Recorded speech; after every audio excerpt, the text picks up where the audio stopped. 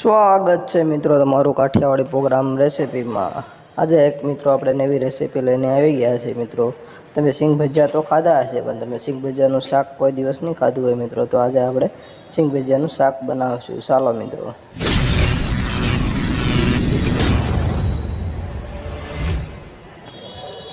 સૌથી પહેલાં આપણે શાકભાજીની કટિંગ કરી લઈશું અને જે વસ્તુની આપણે ગ્રેવીની જરૂર પડવાની છે તે વસ્તુની આપણે ગ્રેવી બનાવી લઈશું। જેવા કે ટમેટાની આપણે સૌથી પહેલાં ગ્રેવી બનાવી લઈશું મિત્રો।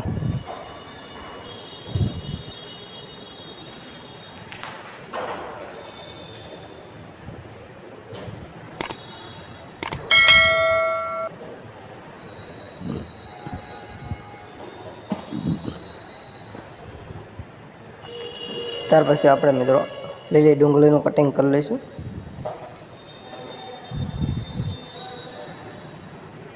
તેનું એકદમ ઝીણું અને નાનું કટિંગ રાખવાનું છે, જેથી આપણે સડવામાં સરળતા રહે એટલા માટે।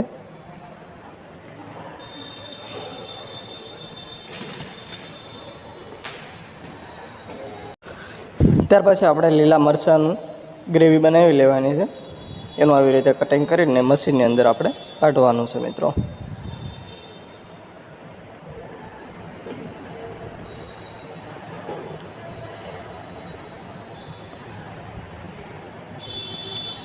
ત્યાર પછી મિત્રો આપણે તપેલાની અંદર તેલ લઈશું।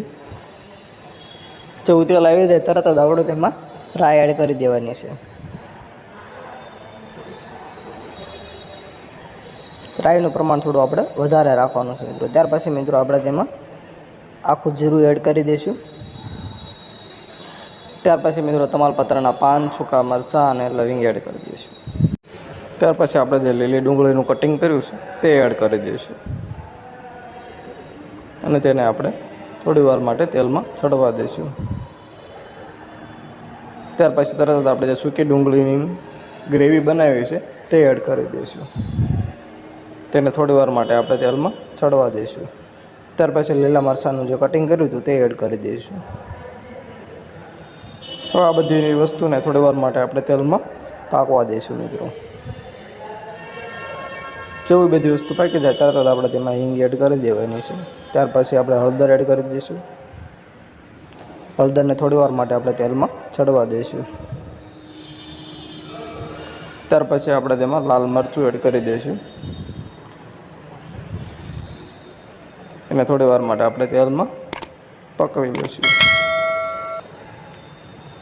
જેવું મરચું પાકી જાય તરત જ આપણે તેમાં ટમેટાની ગ્રેવી છે તે એડ કરી દેવાની છે।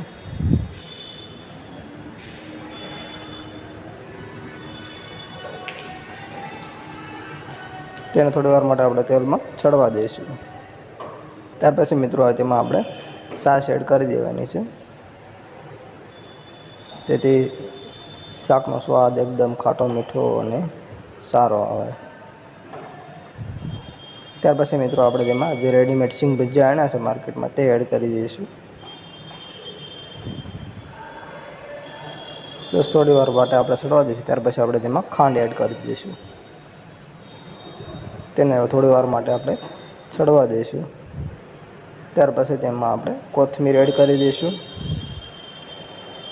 અને જીરું પાવડર એડ કરી દઈશું। એને મિક્સ કરી લઈશું। તો મિત્રો આપણી રેસીપી કમ્પ્લીટ તૈયાર થઈ ગઈ છે, એટલા માટે આપણે બધાને ટેસ્ટ કરવા માટે આપીશું ડિશની અંદર। જો મિત્રો તમને આ વિડીયો સારો લાગ્યો હોય તો આ વિડીયોને લાઈક કરજો મિત્રો। જો મિત્રો તો આવા અવનવા વિડીયો જોવા માટે અમારી ચેનલને લાઈક કરજો, સબસ્ક્રાઈબ કરજો અને શેર કરી દીજો મિત્રો। Thank you so much.